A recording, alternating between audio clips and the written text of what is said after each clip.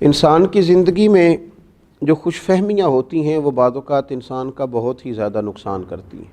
اللہ تعالیٰ کی رحمت پر امید کامل رکھنا اور اس امید کے سہارے زندگی کے شب و روز گزارنا یہ بڑی اعلیٰ بات ہے، لیکن خوش فہمیوں میں مبتلا ہو کر عمل کا رستہ چھوڑ جانا، حق کی جد و جہد چھوڑ جانا اور تقویٰ کا راستہ ترک کر دینا یہ انسان کو بہت دور لے جاتا ہے۔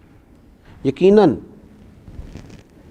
اچھی نسبتیں انسان کو بہت فائدہ دیں گی، لیکن اس کے لیے بھی تو ایمان اور عقیدہ شرط ہے۔ اگر کسی شخص کا عقیدہ ہی ٹھیک نہ ہو، ایمان ہی مضبوط نہ ہو، تو نسبت اسے کیا فائدہ دے گی؟ قرآن مجید فرقان حمید سورۃ البقرہ ہے، اور اللہ تبارک و تعالیٰ نے یہاں ارشاد فرمایا بنی اسرائیل کی ایک بات کو۔ بنی اسرائیل کے لوگ یہ کہا کرتے تھے کہ ہم اللہ تعالیٰ کے لاڈلے ہیں اور اللہ کے محبوب ہیں۔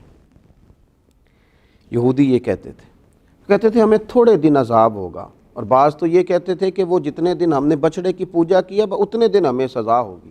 یہ اپنے منہ خود ہی میاں مٹھو بن رہے ہیں اور عجیب خوش فہمی میں مبتلا ہیں۔ رب فرماتا ہے وَقَالُوا لَن تَمَسَّنَا النَّارُ إِلَّا أَيَّامًا مَّعْدُودَةً، انہوں نے کہا ہمیں ہرگز دوزخ کی آگ نہیں چھوئے گی مگر گنتی کے چند دن۔ قُلْ أَتَّخَذْتُمْ عِندَ اللَّهِ عَهْدًا، آپ فرمائیے کیا تم نے اللہ سے کوئی وعدہ لے رکھا ہے؟ تمہاری کوئی بات ہوئی ہے رب سے، کوئی معاہدہ طے ہوا ہے؟ فَلَن يُخْلِفَ اللَّهُ عَهْدَهُ، پھر تو اللہ تعالیٰ اپنے وعدے کی مخالفت نہیں کرے گا۔ ام تقولون علی اللہ ما لا تعلمون، یا اللہ پر وہ بات کہتے ہو جو تم جانتے ہی نہیں۔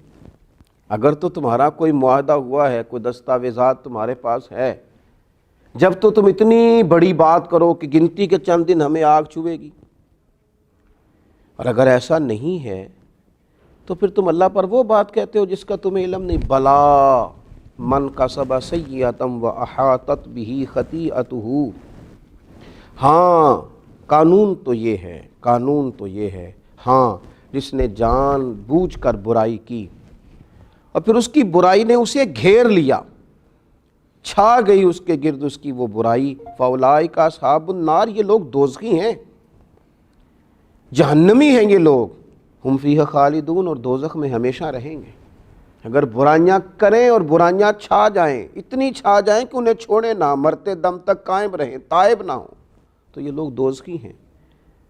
اور اصول کیا ہے، ضابطہ کیا ہے، جنت میں جانے کا طریقہ کیا ہے، رب کی رضا کے حصول کی سند کیا ہے، اللہ کی بارگاہ میں کس طرح انسان کو کامیابی ہوگی، وہ رب کریم نے خود کس طرح بیان کیا۔ فرمایا والذین آمنوا وعملوا الصالحات، وہ لوگ جو ایمان لائے اور جنہوں نے نیک اعمال کیے، اولئک اصحاب الجنہ، یہ لوگ جنتی ہیں۔ تمہارا دعویٰ کر لینے سے یہودیوں کے تھوڑے دن ہمیں دوزخ کی آگ چھوئے گی اور پھر اس کے بعد معاملہ ختم ہو جائے گا، میں کہہ چکا ہوں اچھی نسبت بڑا فائدہ دے گی، لیکن اس کے لیے بھی ایمان اور عقیدے کی مضبوطی شرط ہے۔ اگر ایمان میں کجی ہے، عقیدے میں کمزوری ہے، تو پھر اچھی نسبت بالکل کوئی فائدہ نہیں دے گی۔ فرمایا سنو، وہ لوگ جو ایمان لائے اور جنہوں نے نیک اعمال کیے، اولئک اصحاب الجنہ، یہ دو چیزیں ان کے پاس پہلے ہوں، ایمان اور اعمال صالحہ، پھر یہ لوگ جنتی ہیں، ہم فیہا خالدون، اور وہ اس میں ہمیشہ رہیں گے۔ وہ جنت ان کے لیے دائمی ہے، پر شرط کیا ہے؟ ایمان، عقیدہ، اعمال صالحہ۔ خالی خوش فہمیاں، اپنے منہ کی باتیں۔ آج بھی جتنے لوگ نسبتوں کے دعوے دار ہیں وہ اچھی طرح سے سمجھ لیں کہ جب تک عقیدوں کی مضبوطی نصیب نہیں ہے، ایمان کی تکمیل نصیب نہیں ہے، اور جب تک اعمال صالحہ اور تقوی کا نور نصیب نہیں ہے، اتنی دیر تک یہ نسبتیں کیا خوب انداز ہے، کیا درد ہے، کیا سوچ ہے، کیا تربیت ہے کہ سیدنا امام جعفر صادق رضی اللہ تعالیٰ عنہ اپنے شاگرد سے، اپنے مرید سے، حضرت داؤد طائی سے کہتے ہیں میرے لیے دعا کرنا۔ انہوں نے عرض کی حضور آپ حضور کی اولاد پاک ہیں، آپ نبی اکرم علیہ السلام کے نواسے ہیں، میں آپ کے لیے دعا کروں؟ فرمانے لگے یہی تو دعا کرانی ہے تم سے کہ نسبت اونچی ہے، نسب بڑا ہے، دعا کرنا کہیں میں نانا کریم صلی اللہ علیہ وسلم کے سامنے رسوا نہ ہو جاؤں، میری نسبت بڑی ہے تو کردار میں بھی اللہ بڑائی عطا کرے۔